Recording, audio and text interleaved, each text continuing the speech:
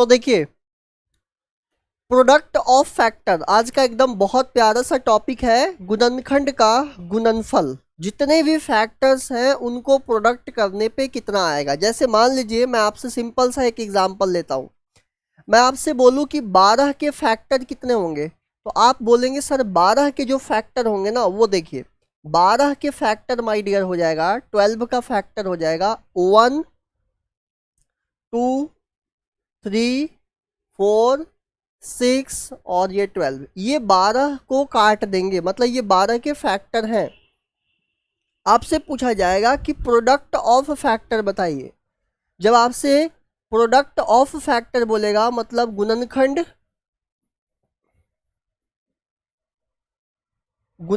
का गुणनफल बोलेगा, तो आप ऐसे समझिए, अगर मल्टीप्लाई करते हैं 1 में 12 से तो 12, फिर 2 में 6 से तो भी 12, 3 में 4 से तो भी 12। इसका मतलब है कि 12 3 बार मल्टीप्लाई हो रहा है, तो मैं लिख सकता हूँ 12 के पावर 3, और इसी को लिख सकते हैं 1728। अगर आप इन सब को मल्टीप्लाई करेंगे तो 1728 आएगा। अब दोस्त मेरे भाई एक चीज़ समझिएगा, यहाँ तक तो आपको अच्छी तरह से समझ आ गया है, लेकिन पेपर में आप इतना करेंगे तो टाइम बहुत ज़्यादा जाएगा। तो इस समय को बचाने के लिए क्या करना है, आज के बाद अगर कभी भी आपसे कोई प्रोडक्ट ऑफ फैक्टर पूछे कि प्रोडक्ट ऑफ फैक्टर क्या होगा, तो आपको करना क्या है, टोटल पहले नंबर लिखना है, जो संख्या की बात हो रही होगी वो लिखना है, और उसके पावर में नंबर ऑफ फैक्टर को 2 से भाग दे देना है, NOF को 2 से भाग दे देना है। हो गया, NOF को 2 से डिवाइड दे देना है, आपको प्रोडक्ट ऑफ फैक्टर निकल जाएगा। अब इस क्वेश्चन में देखिए, जैसे बात करते हैं 12 के बारे में, बहुत ध्यान से समझिएगा। तो 12 के बारे में अगर मैं बात करूंगा तो 12 को तोड़ेंगे 2 के पावर 2 4 और 4 तिहाई 12। पहले आप निकाल लीजिए नंबर ऑफ फैक्टर, और नंबर ऑफ फैक्टर निकालने का बहुत बेसिक रूल आपको ऑलरेडी सिखाया गया है। कैसे, पावर को आगे बढ़ाना है, तो पावर अगर 2 है तो एक आगे बढ़ेगा 3, एक है एक आगे बढ़ेगा 2, तो 3 दूनी कितना हो गया 6। पहले आप NOF निकाल दो, नंबर ऑफ फैक्टर निकाल दो। अब आपसे पूछा है कि गुणनखंड का गुणनफल क्या होगा, प्रोडक्ट ऑफ फैक्टर क्या होगा, इसको हिंदी में बोलेंगे गुणनखंड का गुणनफल। तो जब प्रोडक्ट ऑफ फैक्टर निकालना होगा तो जिस संख्या की बात हो रही है, इस 12 के जितने भी गुणनखंड है उसके गुणनफल, तो 12 के पावर में NOF को मतलब 6 को 2 से डिवाइड दे दो, तो ये कट जाएगा और आंसर आएगा 12 के पावर 3। और 12 के पावर 3 को आप 1728 भी लिख सकते हैं। और यही आप देख लीजिए, जब आप बेसिक कॉन्सेप्ट से सॉल्व कर रहे थे तो भी इसका आंसर यही था। ठीक है भाई, तो किसी भी नंबर के गुणनखंड का गुणनफल आप लोग बड़े आराम से बता सकते हैं, कहीं पर भी किसी भी भाई को कोई प्रॉब्लम नहीं होना चाहिए। अब जैसे देखो यहाँ पर 12 आप लोग को मैं सिखा दिया ना, एक और लो, एक और लेते हैं। जैसे भाई मेरे दोस्त एक चीज़ समझिएगा, मैं आपसे 60 के बारे में पूछ रहा हूँ कि बताइए 60 के जितने भी गुणनखंड होंगे, 60 के जितने भी फैक्टर होंगे, उनका प्रोडक्ट क्या होगा। तो सबसे पहला स्टेप, इसको प्राइम फैक्टराइजेशन में अभाज्य गुणनखंड में तोड़ देना है। सर इसको तोड़ेंगे कैसे, तो 15 गुणे 4, और 15 को तोड़ेंगे 3 गुणे 5, 4 को लिख लीजिए 2 के पावर 2, प्राइम नंबर में तोड़ देना है, इसके पावर में 1 है 1 है। अगर आपसे नंबर ऑफ फैक्टर निकालने बोले, निकालना ही पड़ेगा, तो पावर को एक आगे बढ़ा दीजिए, केवल पावर को एक एक बढ़ाते चलिए, तो पावर हो गया यहाँ से बढ़ाने के बाद सबका गुणनफल 12। आपसे क्वेश्चन ये पूछा गया है कि प्रोडक्ट ऑफ फैक्टर बताइए, गुणनखंड का गुणनफल बताइए, गुणनखंड का गुणनफल बताइए। आपसे पूछता है कि गुणनखंड का गुणनफल बताइए। तो जिस संख्या की बात हो रही है 60, इसके पावर में जो NOF आया उसको 2 से डिवाइड दे दीजिए, तो ये आंसर बनेगा 60 के पावर 6। अब ये बहुत बड़ी वैल्यू है, कोई इसको एक्सपेंड नहीं करेगा, क्योंकि 60 के पावर 6 का मतलब हुआ कि 60 को 6 बार मल्टीप्लाई करना होगा, तो इसकी वैल्यू बहुत बड़ी आएगी, इसलिए आप यहीं पर इसको छोड़ दीजिए। अब आपके मन में एक डाउट और आ रहा होगा कि सर अगर ऐसा हो कि पावर 2 से ना कटे, मतलब ऐसा भी हो सकता है कि कभी किसी प्रश्न में कुछ नंबर है और उसके पावर में मान ले 7 आ जाता, अब ये 7 तो 2 से नहीं कट रहा है। तो भाई मेरे दोस्त, अगर ऐसा सिचुएशन हो जाए कि 2 से ना कटे तो उसको वहीं पर छोड़ सकते हैं, कोई बुराई नहीं है, ठीक है। चलिए सवाल के माध्यम से कॉन्सेप्ट्स को और बेहतर करिए। जैसे मान लीजिए मैं आपसे बोलूं 180 के बारे में, 180 के बारे में आप लोग बताइए। 180 के जितने भी फैक्टर हैं उनका प्रोडक्ट क्या होगा, मतलब 180 के प्रोडक्ट ऑफ फैक्टर बताना है, क्या होगा। तो सबसे पहले 180 को ब्रेक कर लेते हैं। 180 को ब्रेक करेंगे तो 18 गुणे 10, देखिए 0 है, और इसको तोड़ सकते हैं 2 इंटू 2 गुणे 3 का स्क्वायर 9, 9 दूनी 18, और इस 10 को तोड़ दीजिए 2 इंटू 5। देखो 2 कितनी बार आ गया, 2 आ गया 2 बार, 3 आ गया 2 बार, 5 आ गया 1 बार। इस तरह से 180 को माय डियर हम लोगों ने फैक्टराइज कर दिया है, हाँ या ना, सही है। अब आप क्या करो, NOF निकालो। NOF का मतलब नंबर ऑफ फैक्टर। पावर को आगे बढ़ाएंगे, पावर को आगे बढ़ाएंगे, और इस तरह से माय डियर ये हो गया 18। जब आपसे पूछेगा कि प्रोडक्ट ऑफ फैक्टर बताइए, गुणनखंड का गुणनफल, प्रोडक्ट ऑफ फैक्टर, तो जब प्रोडक्ट ऑफ फैक्टर पूछेगा तो जिस संख्या की, जिस नंबर की बात हो रही होगी उसे लिखिए। इसके पावर में, इसके घात में जो NOF निकल के आया है उसे 2 से डिवाइड दे देना है, और ये 18 2 से कट गया तो आंसर बनेगा 180 के पावर 9। और ये बहुत बड़ी वैल्यू है, इसको ऐसे ही रहने दीजिए, सही है। कोई बात नहीं, कोई बात नहीं, अगर लेट भी हो गए क्लास में ना, बिल्कुल अब यहां से समझ आ जाएगा। देखिए अगर एक सवाल और समझाने के लिए लेते हैं, किसी ने आपसे बोल दिया डियर कि सर एक बात बताइए, 36 के सभी गुणनखंड या सभी फैक्टर का प्रोडक्ट क्या होगा, प्रोडक्ट क्या होगा। बहुत ध्यान से समझिएगा, सवाल ये है कि 36 के जितने भी फैक्टर हैं, 36 के जितने भी गुणनखंड हैं, उनको आपस में मल्टीप्लाई करने पे कितना परिणाम आएगा। तो अब देखिए सर, इस 36 को पहले तो हम तोड़ लेते हैं, तो 9 चौके 36, 9 को तोड़ेंगे 3 का स्क्वायर, क्योंकि 3 जो है वो प्राइम नंबर है, और 4 को तोड़ देंगे 2 के पावर 2। अब आपको निकालना होगा नंबर ऑफ फैक्टर। कैसे निकलेगा, पावर को आगे बढ़ाइए, 2 है, एक जुड़ जाएगा 3, ये 2 है, एक जुड़ जाएगा 3, तो 3 तिहाई 9, NOF निकल गया 9। क्लियर है भाई मेरे दोस्त। अब आपसे पूछा है कि प्रोडक्ट ऑफ फैक्टर कितना होगा। प्रोडक्ट ऑफ फैक्टर क्या होगा, तो जिस नंबर की बात हो रही है वो नंबर, पावर कितना लिखा है, पावर में सर देखिए NOF आएगा पावर में, और इसको 2 से भाग देना है। अब यही समझाने का मैं आपसे प्रयास कर रहा था कि दोस्त मेरे भाई, अगर कोई पावर न कटे, जैसे पावर 9 जो है ये 2 से नहीं कट रहा है, तो आंसर यहीं पर रुक जाएगा, मतलब 36 के पावर 9/2 ही हो जाएगा। जल्दी से बताइएगा, कोई दिक्कत किसी भी भाई को अगर है तो मुझे यस करके बताएंगे। सर 36 के पावर 9/2, अगर ये ऑप्शन में दिखेगा तो सीधा लगा दीजिएगा, और अगर ना दिखे, ध्यान से समझिएगा, जैसे 36 के पावर 9/2 अगर ये ऑप्शन में दिखेगा तो लगा देंगे, और अगर नहीं दिखा तो मैं इस 36 को लिख सकता हूँ 6 का स्क्वायर। बोलिए हाँ या ना, 36 को लिख सकते हैं 6 का स्क्वायर। पावर अगर मल्टीप्लाई हो जाएगा 9/2 के साथ तो 2 से 2 कट जाएगा, और आंसर बनेगा 6 के पावर 9। तो इस सवाल का आंसर हो जाएगा 6 के पावर 9।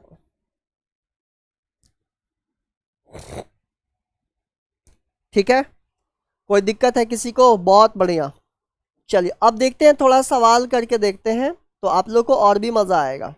देखिए, अच्छा थोड़ा सा एक चीज समझिए, ये सब पावर में लिखे हुए हैं, ठीक है ना, ये सब पावर में लिखे हुए हैं, ये सब 18 पावर में लिखा हुआ है, ये भी आपको 18 पावर में लिखा है, ये 1800 के पावर में 8 लिखा हुआ है, 900 के पावर में 8 लिखा हुआ है। गलत टाइप है, यहाँ पर सुधार लेते हैं, इसको मैं हटा देता हूँ ताकि आपको कन्फ्यूजन ही ना हो।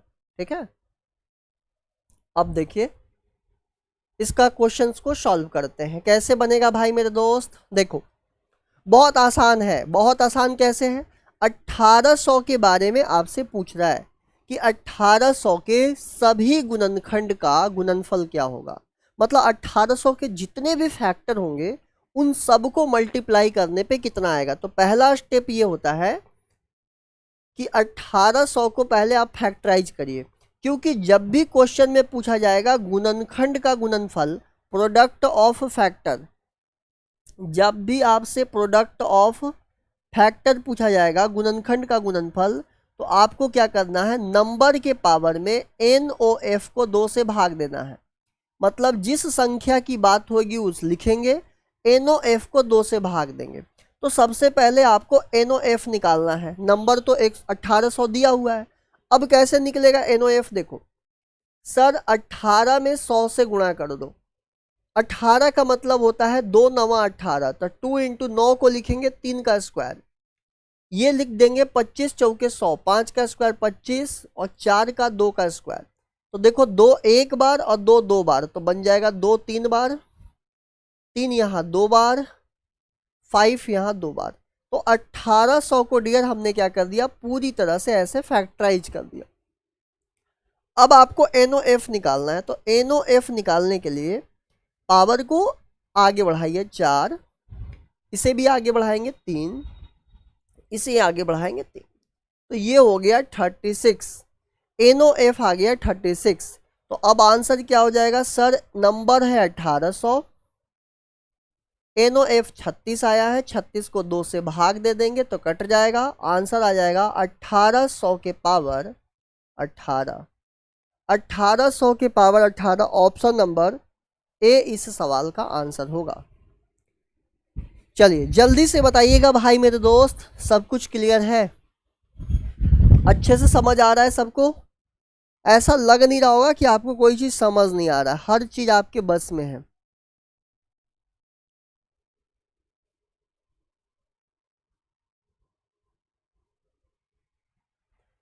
हर चीज आपके बस में है। सॉरी, चलिए इसको जल्दी से नोट करते हैं और अगला सवाल देखिए क्या होगा। फटाफट एकदम तंदुरुस्त के साथ करना है भाई, सारे सवाल को एकदम तंदुरुस्ती से करते चलो।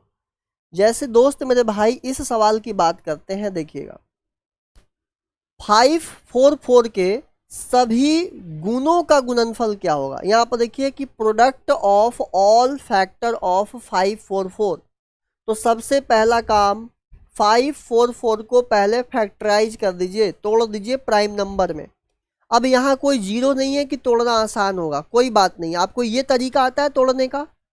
किसी भी नंबर को कैसे तोड़ते हैं, 2 से कट रहा है, 2 दूनी 4, ये 4 कट गया, 1 बचेगा, और 2 सत्ते 14, 2, फिर 2 का पहाड़ा पढ़ लीजिए, 2 ही कम 2 कट जाएगा, 2 तिहाई 6, 1 बचेगा, 2 छिक 12, 2 छिक 12, 2 अट्ठे, फिर 2 से कट जाएगा 34 बार में, 2 से कट जाएगा 17। अब 17 प्राइम नंबर है, तो इस तरह से 2 कितनी बार आ गया, 2 आ गया 5 बार, और 17 कितनी बार, 1 बार। 17 प्राइम नंबर है, देखिए यहाँ पर 2 कितनी बार आ रहा है, 5 बार।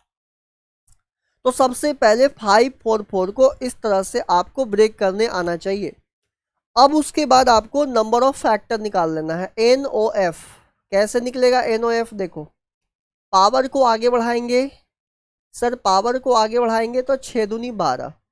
अब आपसे पूछ रहा है कि प्रोडक्ट ऑफ फैक्टर, गुणनखंड का गुणनफल क्या होगा, प्रोडक्ट ऑफ फैक्टर क्या होगा।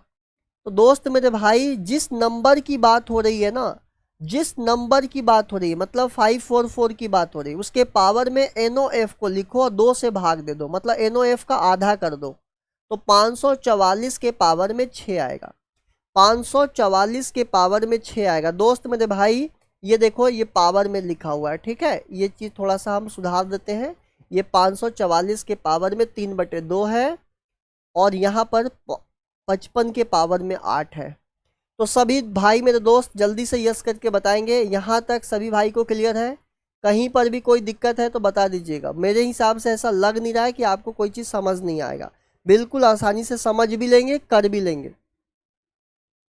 ठीक है, तो 544 को तोड़ भी दिए, कितना आराम से NOF निकाल दिए, नंबर ऑफ फैक्टर, गुणनखंड की संख्या, और इसी गुणनखंड की संख्या को 2 से भाग देकर आंसर सॉल्व हो गया। चलो इसको जल्दी से नोट करो, फिर हम लोग बढ़ते हैं कुछ और भी मजेदार बात पे।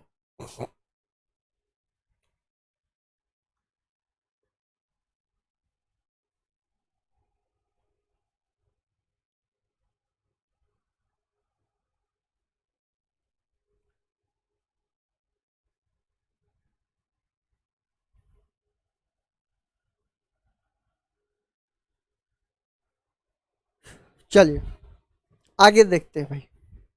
अभी अगली बात समझते हैं थोड़ा सा, फिर उसके बाद देखिएगा। अब ये इतना बढ़िया सवाल है, इस क्वेश्चन में इतनी बढ़िया कॉन्सेप्ट्स लगेगा, देखिएगा बहुत ध्यान से समझिएगा क्या कह रहा है। 660 नहीं, एक जीरो और लगा लीजिएगा, 6600 है, 6600 मतलब 6600। कह रहा है कि 6600 के विभाजक की संख्या, विभाजक का मतलब होता है गुणनखंड, मतलब आपसे गुणनखंड की संख्या बोल रहा है जो 10 से अधिक है, मतलब 10 से बड़ी वाली फैक्टर बताइए। इसके कितने ऐसे गुणनखंड हैं जो 10 से बड़ी है। तो सबसे पहला काम होगा, हम ये पता लगाएंगे कि इसके कितने गुणनखंड हैं। अब इसके कितने गुणनखंड है ये पता लगाने के लिए सबसे पहला काम होता है इसको तोड़िए। तो 66 में अगर 100 को मल्टीप्लाई करेंगे तो ये हो जाएगा।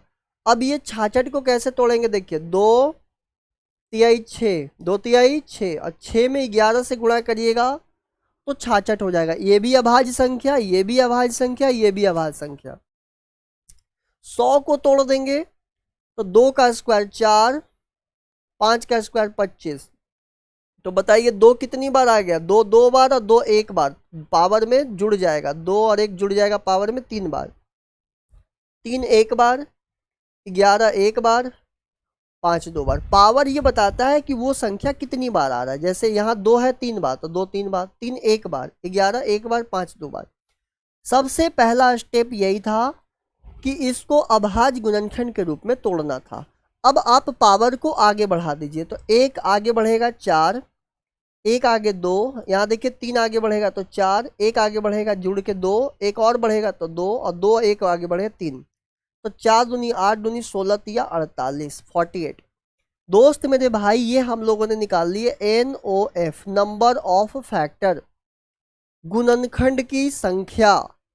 अब ये पता चल गया कि सर इस 6600 के टोटल 48 ऐसी संख्याएं हैं जो काट देती हैं। यहाँ बोल रहा है कि विभाजक की संख्या बताइए, मतलब ऐसी कितनी संख्या है जो 6600 को काट देती हैं। तो टोटल 48 ऐसी संख्या है जो काट देती हैं। लेकिन सवाल में ये भी बोला है कि 10 से बड़ा, 10 से अधिक होनी चाहिए। तो मैं पहले 10 से छोटा देख लेता हूँ कि 10 से ज़्यादा नहीं पता, 10 से पहले छोटा आ जाओ। सर 1 तो सबको काट लेता है तो 1 भी फैक्टर है, 2 भी इसको काट देगा, 2 भी फैक्टर है, 3 भी इसको काट देगा, 3 भी फैक्टर है, 4 भी क्योंकि आखिरी में 2 जीरो है तो 4 से भी कट जाएगा, 5 आखिरी में 0 है तो 5 से भी कट जाएगा, 6 से भी कट जाएगा, 7 से नहीं कटेगा, 8 से कट जाएगा क्योंकि आखिरी के 3 अंक 8 से कट रहा है, 9 से सर 9 से नहीं कटेगा, 10 से सर 10 से कट जाएगा, आखिरी में 0 है। मतलब इतने संख्या हैं जिससे भाई मेरे दोस्त ये संख्या कट जाएगा। मतलब जब मैं 48 बता रहा था कि total NOF number of factor 48 है, तो इस 48 के अंदर ये भी आ गया है, ये भी आ गया, ये भी आ गया, ये भी आ गया, ये सारे 8 मेंबर आ गए हैं जो कि 10 से बड़े नहीं हैं। क्वेश्चन है कि हमें 10 से ज़्यादा चाहिए, और इस 48 के अंदर ये 8 लोग भी शामिल हो गए हैं जो कि 10 से बड़े नहीं हैं। तो हमें क्या करना होगा, जो नंबर ऑफ फैक्टर 48 संख्या है जो इसको डिवाइड करती है, उसमें से 8 ये लोग जो है ना, ये 8 लोग, इनको माइनस करना होगा क्योंकि ये 10 से बड़े नहीं हैं। तो तो 48 में से 8 गया 10, 40, सॉरी माफ करिएगा, 48 में से 8 गया 40, मतलब 40 नंबर ऐसे हैं जो इस 6600 को पूरी तरह से डिवाइड दे देंगे। तो ऑप्शन नंबर बी लगा दीजिएगा, कोई सी नहीं लगाएगा। जल्दबाजी में 48 बहुत से भाई आंसर दे देंगे, लेकिन आपको जल्दबाजी नहीं करनी है। आपको एक एक बात को इसलिए कॉन्सेप्ट के साथ बताया जाता है ताकि आप चीज क्लियर करते चले यहाँ से। ठीक है भाई,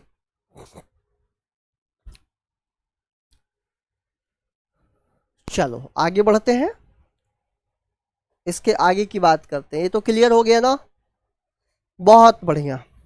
चलिए नेक्स्ट क्वेश्चन पे आ जाइए सभी भाई। और अब देखो,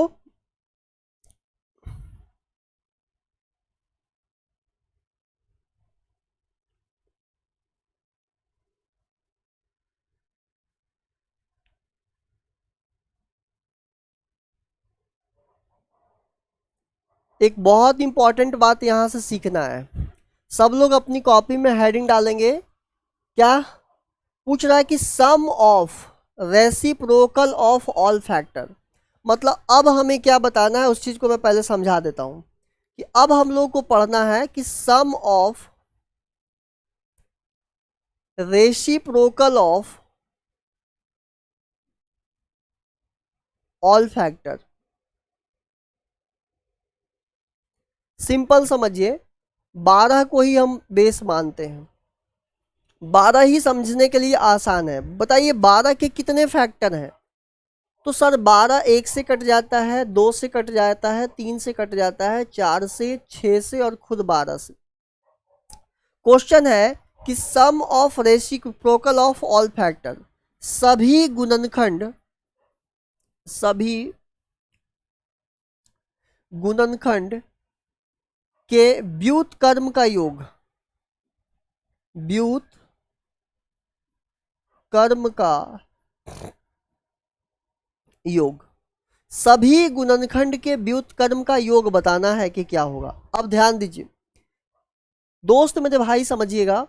व्युत्क्रम का मतलब हुआ कि सभी गुणनखंड के व्युत्क्रम, अगर एक गुणनखंड है तो इसका व्युत्क्रम क्या होगा? नीचे वाला ऊपर, ऊपर वाला नीचे, नीचे वाला ऊपर, ऊपर वाला नीचे। इस तरह से सबको हम लोगों ने रेसिप्रोकल बना लिया। और अब बोल रहा है कि रेसिप्रोकल के बाद इनको क्या कर दीजिए? जोड़ दीजिए।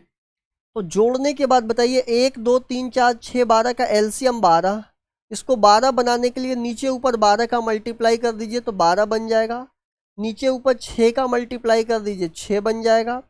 4 का मल्टीप्लाई कर दीजिए नीचे ऊपर, नीचे 12 बन जाएगा। इसको 12 बनाने के लिए 3 का नीचे ऊपर 3, इसे 12 बनाने के लिए 2, और ऊपर में ये तो 12 है ही।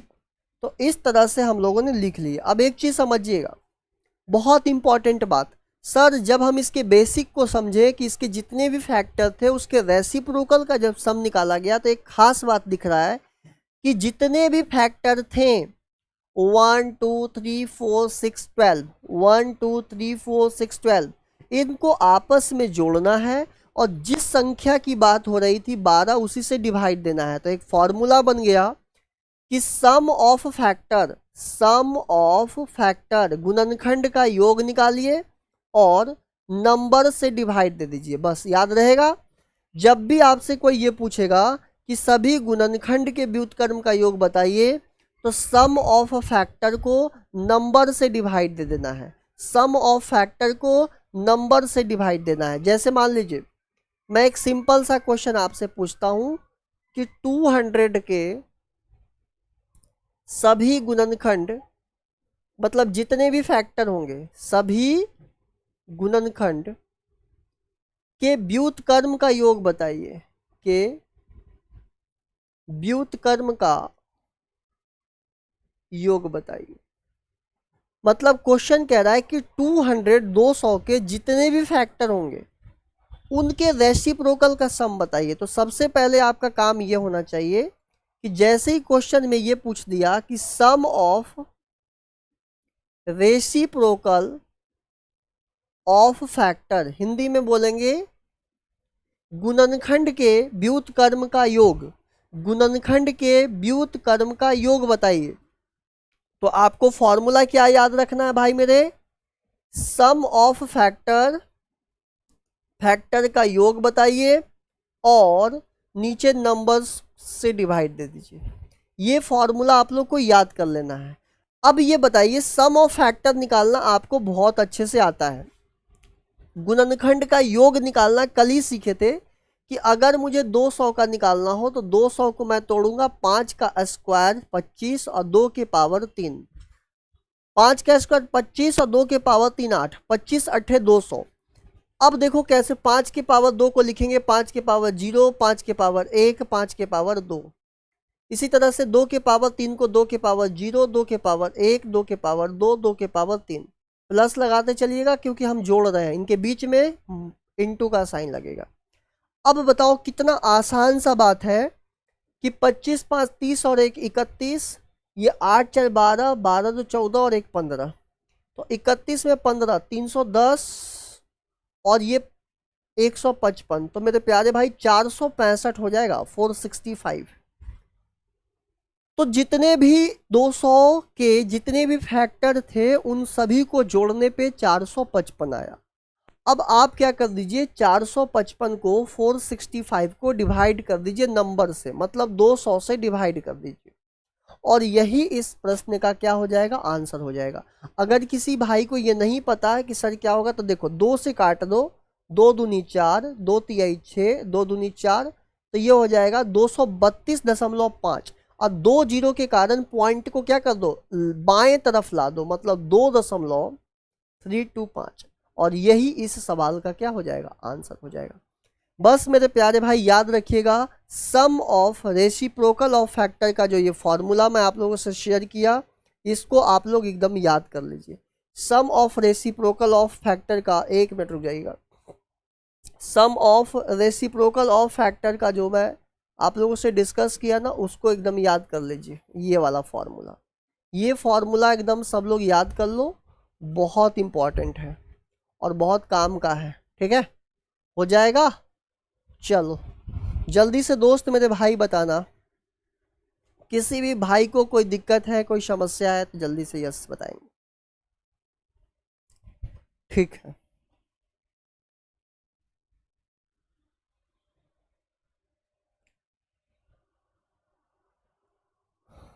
इसको जल्दी से फटाफट नोट कर लीजिए, फिर इसके बाद हम लोग आगे बात करते हैं।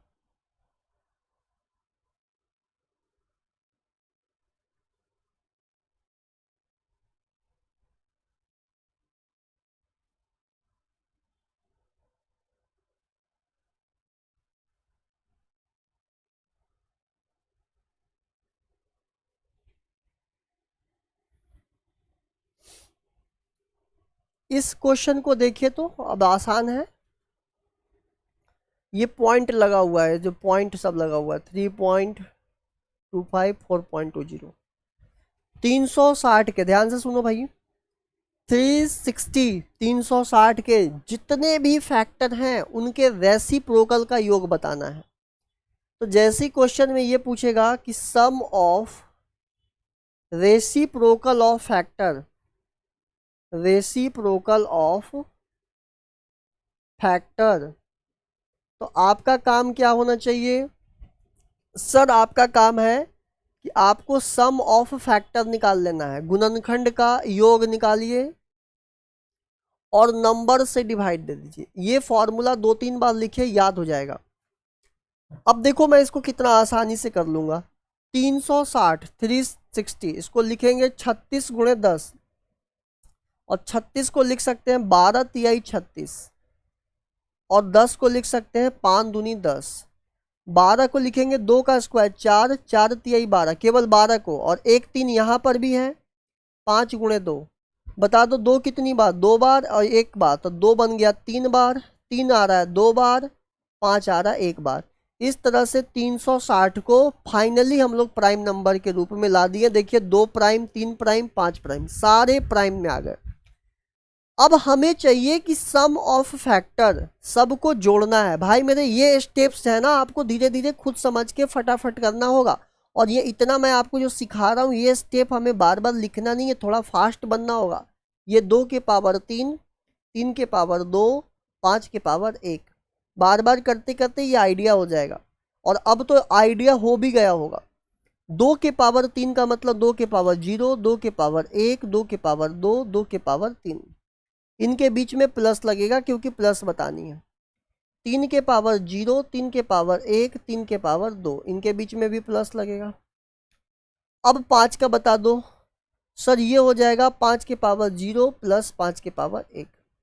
जितने भी गुणनखंड थे उन सभी का योग बताना है। तो देखो 8 4 12, 14 और 1 15, 9 3 12 और 1 13, 5 और 1 6, तो 15 छिक्का 90, और 90 में 13 से गुणा करिएगा तो ये बन जाएगा 1170। 1170, 1170 हमारा हो गया सम ऑफ फैक्टर, और नंबर क्या है 360। तो 0 से 0 भाग दे दीजिए, 36 का पहाड़ा पढ़ लीजिए। तो 36 का पहाड़ा 3 बार पढ़ेंगे तो 36 तिया 108 होता है। 36 तिया 108 होता है, मतलब इसमें से 108 चला गया, 9 बचेगा। पॉइंट लेंगे 0, 36 दूनी मतलब 3.2, कहाँ दिख रहा है 3.2 सर, 3 पॉइंट ये नहीं दिख रहा है तो नहीं दिख रहा है, 3.2 से शुरू होने वाला एक ही ऑप्शन है। तो सम ऑफ रेसिप्रोकल ऑफ फैक्टर आप लोग निकाल लेंगे। अब कोई समस्या किसी को नहीं है ना, बता देंगे भाई।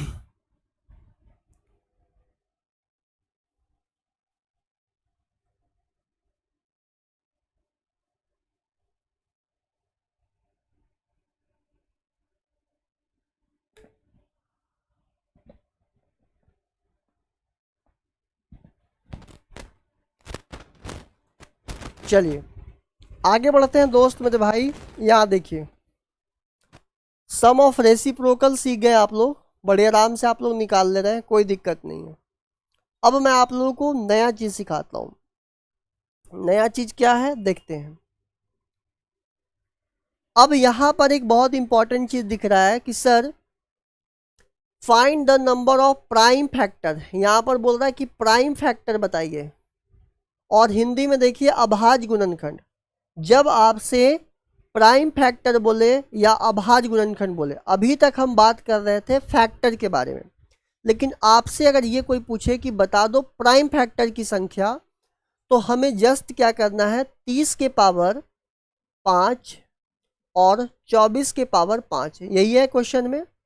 तो आपको जस्ट मेरे प्यारे भाई यहाँ से समझिए, जब भी आपसे कोई पूछे कि प्राइम फैक्टर की संख्या निकालिए, प्राइम फैक्टर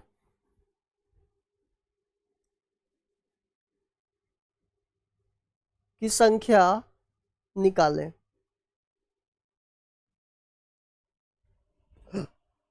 जब प्राइम फैक्टर की संख्या बोलेगा, जैसे मान लेते हैं सपोज करिए कि यहां पर किसी ने बोल दिया 27 के पावर 4 इंटू 3 के पावर 5 10 के पावर 7, इसमें बताइए कि प्राइम फैक्टर की संख्या कितनी होगी। तो आपको केवल उसको प्राइम के फॉर्म में तोड़ देना है। देखिए आप जानते हैं कि सर 27 को लिख सकते हैं 3 के पावर 3, जिनको नहीं पता वो ऐसे कर लेंगे, 3 का पहाड़ा 9 बार, 3 का पहाड़ा 3 बार, 3 का पहाड़ा 1 बार। ये देखिए सारे प्राइम नंबर है, एक प्राइम नंबर नहीं है इसलिए इसको कंसीडर नहीं कर रहे। 3 आ गया 3 बार, और इसके पावर में देखिए क्या दिख रहा है 4 दिख रहा है। 3 ऑलरेडी प्राइम नंबर है, इसको नहीं तोड़ेंगे। 10 को तोड़ देंगे, 5 गुणे 2 पावर में है 7, इसका मतलब है कि 4 में 3 से गुणा करिए 12, ये देखिए 5 के पावर 7 और 2 के पावर 7। अब इसके बाद जब आपसे कोई पूछे कि बताइए कितने प्राइम नंबर की संख्या कितनी है, तो पावर्स को जोड़ देना है। ये पावर्स को केवल बढ़ाना नहीं है भाई मेरे, जब प्राइम फैक्टर की संख्या पूछे तो पावर्स को आपस में जोड़ देनी है, पावर्स को आपस में जोड़ देना है। तो ये देखो 12 5 17, 17 7 24 और 7 31, 31 यहाँ पर आ जाएगा आंसर 31, मतलब कुल अभाज्य गुणनखंड की संख्या 31 है, 31 है। एक सवाल और देते हैं, करके दिखाइए। यहीं पर एक सवाल और ले लेते हैं। जैसे मान लीजिए किसी ने दे दिया 17 के पावर 13, 11 के पावर 5, 30 के पावर 4 और 14 के पावर 5। आपको बताना है कि इसमें प्राइम फैक्टर की संख्या कितनी है, प्राइम फैक्टर की संख्या कितनी है। फटाफट भाई मेरे दोस्त जल्दी से बता दो, प्राइम फैक्टर की संख्या कितनी होगी सर, प्राइम फैक्टर। तो प्राइम फैक्टर की संख्या निकालने के लिए सबको प्राइम के रूप में तोड़ देना है। देखो ये प्राइम नंबर है तो इसे तो कोई डिस्टर्ब नहीं करेगा। सर 11 भी प्राइम है, इसे भी कोई डिस्टर्ब नहीं करेगा। 30 को तोड़ सकते हो, देखो 30 को तोड़ना सिखाता हूँ। सर 30 को तोड़ेंगे, 2 तिहाई 6 और 6 पचे 30, बोलिए 2 तिहाई 6, 2 3 जा 6, 6 5 जा 30, मतलब 2 3 5 सारे प्राइम है। तो इसको तोड़ देंगे 2 इंटू 3 इंटू 5 और पावर में कितना है 4। 14 को तोड़िए, 14 को तोड़ देंगे डियर 2 इंटू 7, देखो दोनों प्राइम हो गए, तो 2 इंटू 7, अब पावर में कितना है 5। इसका मतलब है कि 17 के पावर 3, 11 के पावर 5, अब ये देखो 2 के पावर 4, 3 के पावर 4, 5 के पावर 4, क्योंकि तीनों के पावर में लगा हुआ है, 2 के पावर में 5, 7 के पावर में 5। सारे पावर को जोड़ दो, जितने भी दिख रहे हैं ना सब पावर जोड़ दो। तो ये पावर को जोड़ने के बाद हमें पता चल जाएगा कि टोटल प्राइम नंबर की संख्या कितनी है। तो 5 + 5 10, 14 18 22 27 और 30। तो सबको जोड़ने के बाद भाई मेरे दोस्त इस प्रश्न का आंसर आ जाएगा 30, मतलब टोटल प्राइम नंबर की संख्या हो जाएगी 30। अब आप लोगों को आसान लग रहा होगा, टफ नहीं लग रहा होगा कि प्राइम नंबर कैसे निकालते हैं। जैसे मान लीजिए ये सवाल, अब देखिए कितना आसान हो गया। आपके सामने एक एक्सप्रेशन दे दिया है और बोल रहा है कि अभाज्य गुणनखंड की संख्या बताइए। तो सबसे पहले 30 को तोड़ लेते हैं, 30 को तोड़ेंगे, 2 तिहाई 6 और 6 पचे 30, ये 30 टूट गया। 24 को तोड़िए, सर 2 के पावर 3 8 और 8 तिहाई 24, सबसे पहले ये तोड़ने आना चाहिए। तो 2 3 5, 30 को तोड़ दिए, पावर में 5 लगा हुआ है। 24 को तोड़ा गया है, 2 के पावर 3 8 और 8 23 24, पावर में कितना लगा हुआ है 5 लगा हुआ है। देखिए पावर का 5 अलग लिख दीजिए। अब इससे फायदा ये हुआ दोस्त, ये देखो सबके पावर में 1 1 है, अब 1 5 से मल्टीप्लाई होगा तो 5, ये भी 5 बन जाएगा, ये भी 5 बन जाएगा, हो गया इतना। अब ये देखिए 3 है तो 3 में 5 से मल्टीप्लाई होगा 15 और ये हो जाएगा 5। दोस्त मेरे भाई जरा समझना यार, अब आपको पूछा है कि प्राइम फैक्टर की संख्या बताइए, नंबर ऑफ प्राइम फैक्टर। तो जब आपसे कोई पूछेगा कि नंबर ऑफ प्राइम फैक्टर अभाज्य गुणनखंड की संख्या, नंबर ऑफ प्राइम फैक्टर, जब आपसे नंबर ऑफ प्राइम फैक्टर पूछे तो केवल पावर को क्या कर देना है, आपस में जोड़ देना है। ध्यान से सुनिएगा, केवल पावर को दोस्त मेरे भाई आपस में आपको जोड़ना है। तो पावर को जोड़ दीजिए, ये 5 5 10 15 15 15 30 और 30 और 5 35, सबको जोड़ने के बाद 5 + 5 + 5 + 15 + 5 35, मतलब अभाज्य गुणनखंड की संख्या हो जाएगा 35, और 35 इस सवाल का क्या है आंसर। चलिए ये भी आ गया सबको समझ, कोई दिक्कत है तो बताइएगा। नहीं है ना, किसी को भी कोई तकलीफ, कोई दिक्कत, कोई परेशानी?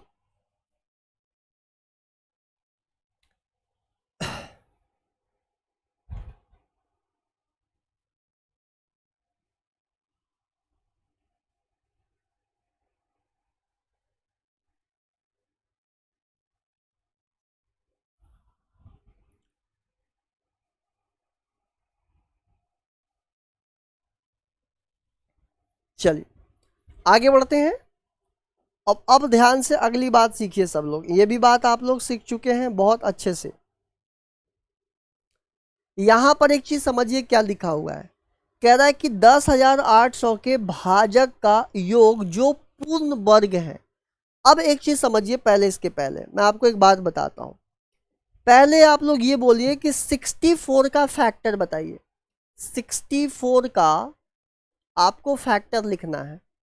64 किस किस से कटता है ये आप लोगों को लिखना है पहले। तो सर 64 किस किस से कटता है ये देखिए। एक से तो कटेगा ही कटेगा, दो से भी, चार से, आठ से, और किससे कटेगा देखिए, 16 से, 32 से, खुद 64 से। 64 इतने सारे संख्या से कटता है जो अभी आपके सामने लिखा हुआ है। और अगर मैं आपसे ये पूछ दूं कि 64 का वो फैक्टर बताइए जो परफेक्ट स्क्वायर है, मतलब 64 का परफेक्ट स्क्वायर वाला फैक्टर कितने हैं। मतलब 64 के ऐसे कितने फैक्टर हैं जो परफेक्ट स्क्वायर हैं। तो आप बोलेंगे सर 64 के ऐसे कितने फैक्टर हैं जो परफेक्ट स्क्वायर है, पूर्ण वर्ग है। एक है क्योंकि एक को लिख सकते हैं 1 का स्क्वायर। सर 4 है क्योंकि 4 को मैं लिख सकता हूं 2 का स्क्वायर। 16 है सर, 16 को लिख सकते हैं 4 का स्क्वायर। 64 खुद है क्योंकि 64 को भी हम लिख सकते हैं 8 का स्क्वायर।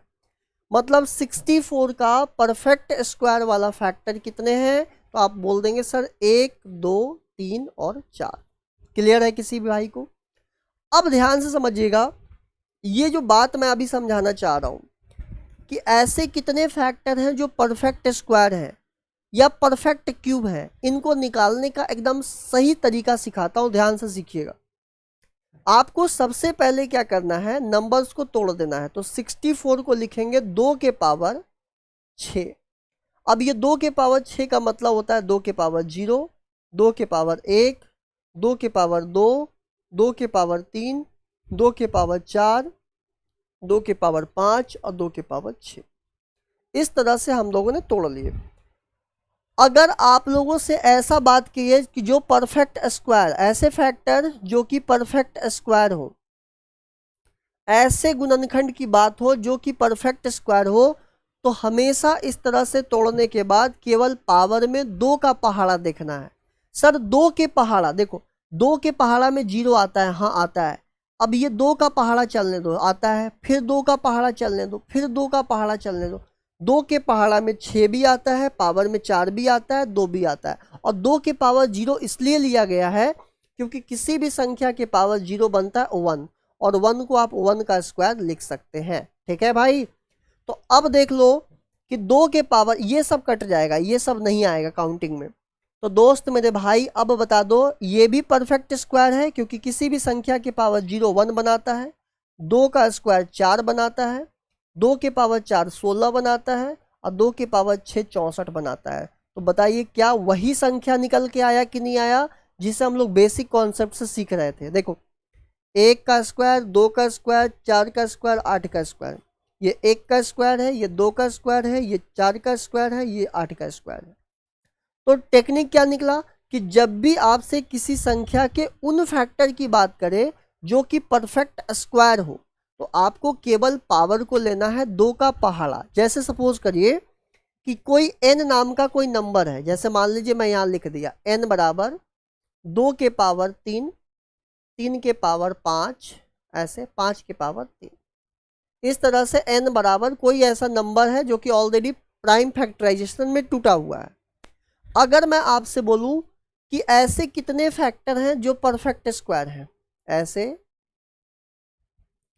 कितने फैक्टर हैं, कितने फैक्टर हैं जो परफेक्ट स्क्वायर है, जो परफेक्ट स्क्वायर है। मतलब आपको बताना है कि ये एक नंबर है, इसके कितने ऐसे फैक्टर हैं जो कि परफेक्ट स्क्वायर है। तो सबसे पहले प्राइम के रूप में टूटा हुआ है, 2 के पावर 3 को लिखेंगे 2 के पावर 0, 1 2 3। सिमिलरली 5 3 के पावर 0, 3 के पावर 1, 3 के पावर 2, 3 के पावर 3, 3 के पावर 4, 3 के पावर 5।